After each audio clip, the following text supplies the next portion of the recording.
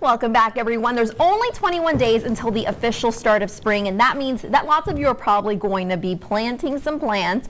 If you have plans to start your own garden, you may have a lot of questions. This morning, we're joined by Kathy Paycheck, who's going to give us some tips. Kathy, thank you so much for being here this morning. I'm delighted to be here. We're kind of in a unique climate. We're in South Texas, which means we have the tropical from the Gulf of Mexico, but it's also kind of arid because it gets pretty hot here. So let's talk about plants. What are the best ones to plant, and how do you get started? Well, when you're going to start planting a garden, you need to make a decision. Are you going to do container gardening? Are you going to do raised bed gardening? Or are you actually going to dig in the ground and put a garden in like that? And each of those methods have their own advantages and disadvantages. The great thing about a container garden is you've got everything all at once. You can have a mixture of flowers and vegetables.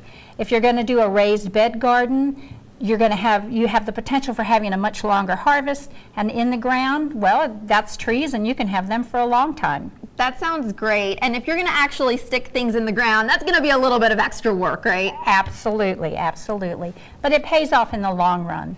Now, because of our climate, what are the best types of plants to actually plant here? Well, we are in such a unique, considered subtropical area. We can pretty much grow all over the map. Now, really northern things are not going to do well here, no matter how hard we try. But penguins don't do well here either. So, you know, we might not be able to grow tulips, but we can do fantastic bougainvilleas and poncianas. And the best thing for people to do is go to a local nursery, and because those are the ones that are going to carry the plants that will work in our climate. Those big fancy displays at garden centers don't necessarily mean they're going to work here. We can grow peaches, but they have to be peaches that only need about 200 hours of chill time. And that's something else that I wanted to talk about. There's so many different things that you can grow. You can do fruit trees, you can do vegetables, you can do flowers, you can do shrubs, and it makes a big difference. Can you plant them all together, or do you have to plant them all separately? No, you can plant them all together. Like this one. This is a combination of herbs, flowers, and vegetables. And I see the little tomato right here, some marigolds that you have going on. Yeah. What else do you have? Some herbs as well? Yeah, this is actually called Cuban oregano or Puerto Rican oregano, depending upon where you're from in the world.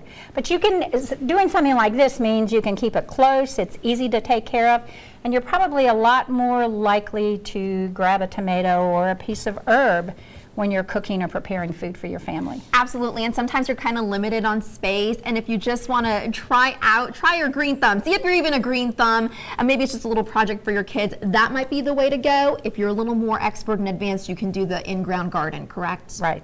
Okay, well, we're going to keep you around because in just a little bit, we're actually going to be talking about what kinds of soils are best for your plants, how often you should water them, and maybe some of the different chemicals that you can put on your plants to help them grow. Thank you so much, Kathy. Thank you. We'll be right back in just a moment. Stay with us.